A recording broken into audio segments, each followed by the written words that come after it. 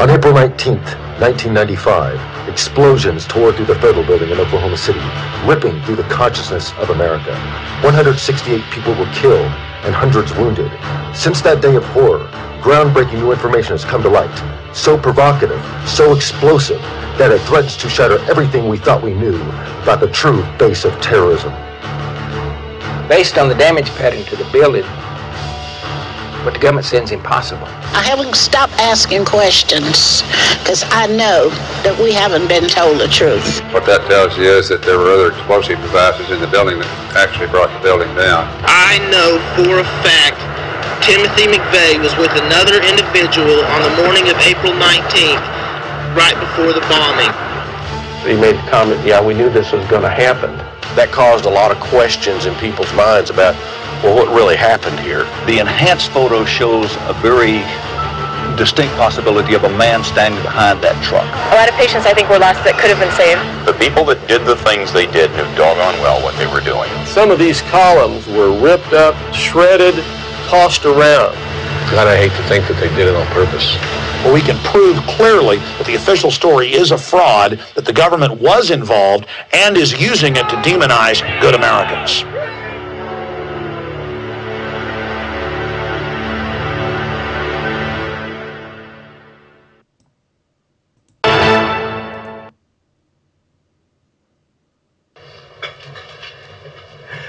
Lester. Oh my goodness. Can you believe it? I'm in the holiday spirit. Holiday spirit. The Family Research... Is everyone okay? The Family Research Council and CNS News both reported a 93-7 U.S. Senate vote to approve a defense authorization bill that, quote, includes a provision which not only repeals the military law on sodomy, but also repeals the military ban on sex with animals, or bestiality.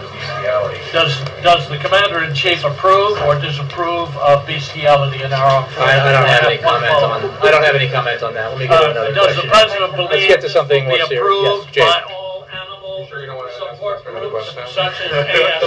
I've learned my lesson, Jake.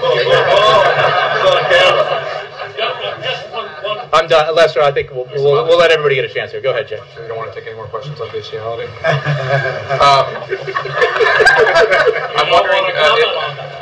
I'm wondering if you could...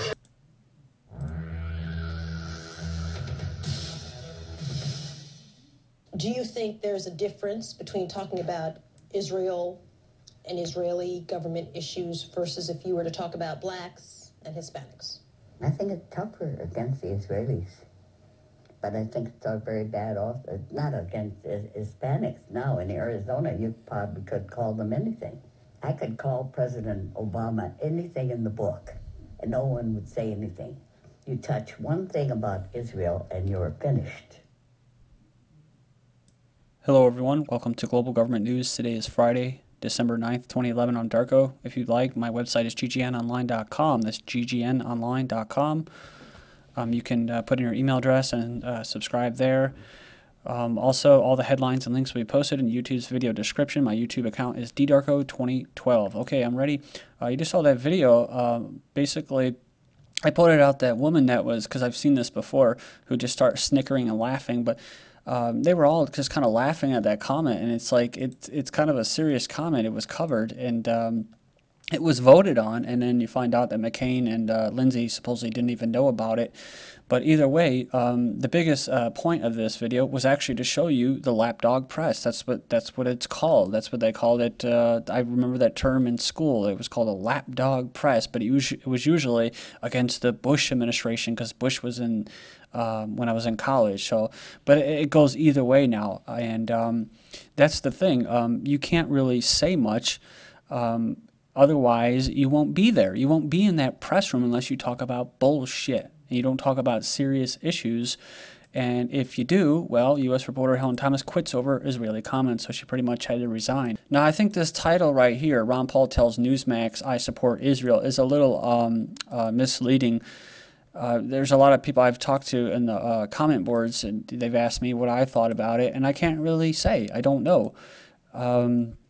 But I know that you're a target if you have a Ron Paul sticker on your car. I know he's been around a long time. I think it's kind of interesting that he is actually getting, I mean, I know there's a lot of filtering and censorship of Ron Paul and his message, but at the same time, he has been around for a long time, and he's in a presidential run, and now I'm starting to see like Peyton Hillis, the Browns running back, slap with stickers and hats of Ron Paul. So it's just like when he became mainstream, that kind of tipped me off to it, but it still doesn't mean that he supports Israel, you know, undoubtedly, or is a shill. There's no way to really tell.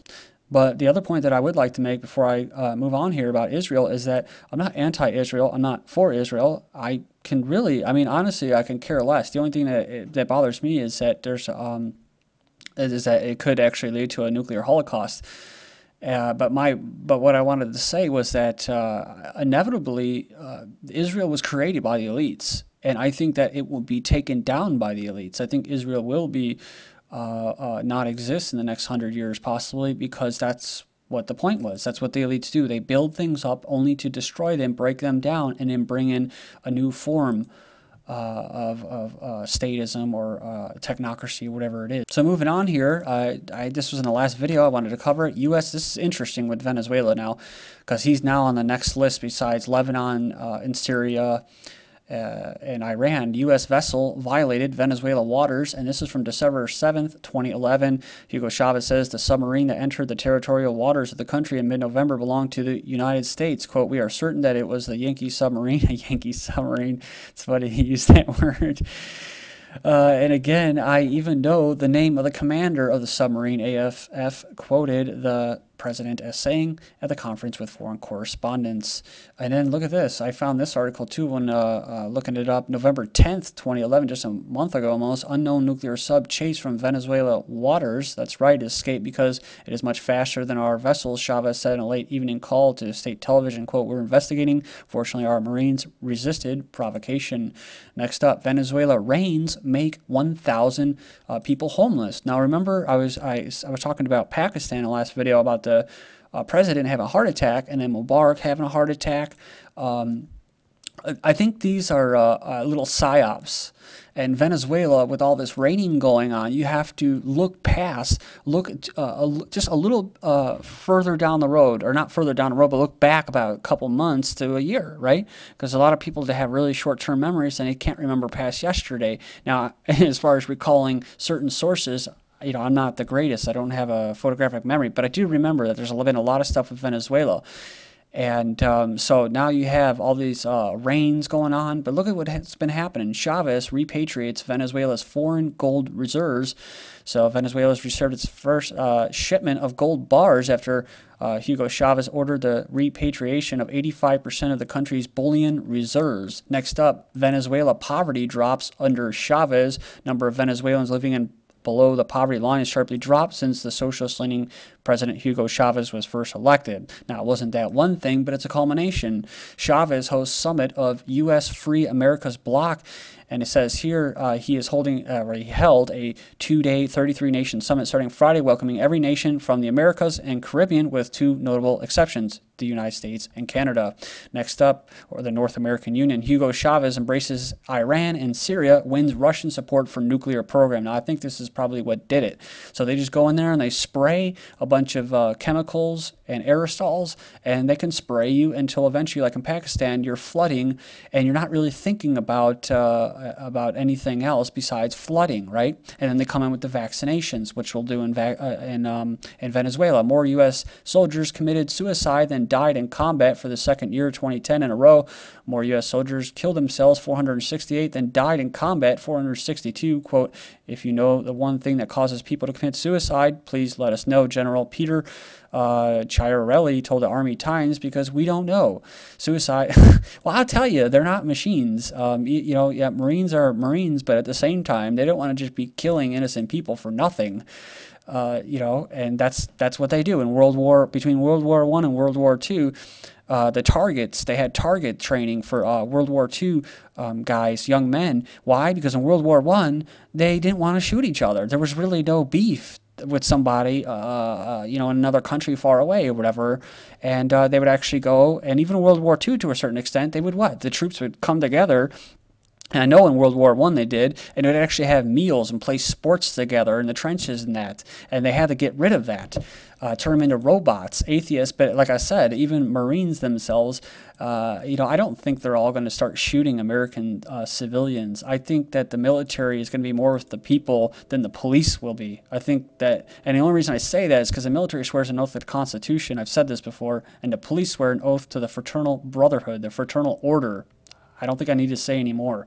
Atheist leader complains about U.S. troops praying together before combat. So, yeah, he's getting ready to install the atheist chaplains in the armed forces. Told the government-subsidized National Public Radio that military officers should not be praying with their men before going out on missions. Next up, we have women to serve on submarines. For the first time, his defense secretary says, we will not be slaves to history and tradition, which, of course, is their rewritten history and their culture that they created. So now the new creation is what? Is the less effeminate female that's grounded to the Mother Earth. No, she's got to be carrying a weapon. Meet the first female UK soldier to kill in combat who shot Taliban 7 times. So White House unveils new strategy to fight homegrown terrorism. And it says here that fostering coordination between local authorities and teaching officials who better recognize violent extremists, i.e. just regular people in your neighborhood that look suspicious. So it's called the Strategic Implementation Plan for Empowering Local Partners, or SNOOPs, to prevent violent extremism in the United States. And it goes down here and it says that we must ensure that our communities, our communes, are empowered to recognize. Empowered means they get all the necessary tools to be little rats spying on everybody and intruding in their privacy to recognize threats of violent extremism. And yeah, that's pretty interesting. They keep using the word extremism, right? Because it's what? Terrorism to extremism, because extremism can be anything. You know, it's going to be defined by the state. But this article is coming after what? After Napolitano was over in Europe trying to get them to basically have a database for those that are lone wolf terrorists. All right, next up. Ready for Christmas? Trade guns for Kroger gift cards at Saturday event. $25 Kroger gift cards. And no questions will be asked to those exchanging the guns. The guns must be real. BB guns, pellet guns, paintball guns, and toy guns won't be accepted. But if cops see you, they may shoot you with them on the street. So be careful. Guns for gift cards, more bucks for your bang gun exchange for a $50 gift certificate. Then in Avondale, Arizona, police collected 61 guns during buyback program during the no questions asked gun buy. The state's your friend. Then in Hartford, Connecticut, police take 179 weapons off the streets. And it says here the success of the events like these ones can be measured on more than one level. That's right. So like in Indiana, where they basically repealed a law that was goes back to the Magna Carta, where an individual's house is their castle and they can defend it if there's unlawful intrusion, which they're doing more and more nowadays, like the Marine who got shot 66 times while trying to defend his family and never fired a shot, and boshed a drug raid. You can't defend yourself. You won't have a weapon to do it. So that's another success that can be measured, right? You can't fight back. Valley police exchange guns for gift cards. Then next up we have this. Document ATF used Fast and Furious to make the case for gun regulations. That's right. So CBS News shows that the Bureau of Alcohol, Firearms, Explosives discussed using their covert operations Fast and Furious to argue for controversial new rules and gun sales. That was the whole point. They just got caught. Shootings at Virginia Tech occur soon after hearings and connected to 2007 massacre. So it makes you wonder, right? Virginia Tech gunman acted alone, police say. So he acted alone. It says here that he had no motive. So he was acting alone, no motive, and he killed himself. Sounds like another what? Another mind-controlled patsy coming out of what? Oh, Virginia. Says here that guns, ammo found on campus, teen in custody. So, bad slave, bad student. And I'm a proponent of students carrying weapons on campus, so they don't just sit there like harmless little children. They could actually defend themselves, right? So if you see someone running around the campus shooting, boom, he's gone, he's dead, right? So all those people, you don't have to worry about fat pigs running to the rescue, right? So now this poor guy is going to have to pay $2,500 to get out of prison, and this is in North Carolina. If you don't know anything about the South, they tend to have a lot of firearms. The Midwest does too, but the South does too. And this story wouldn't even be news 20, 30, 50 years ago, but it is because people have been brainwashed. This is GGN. Thank you.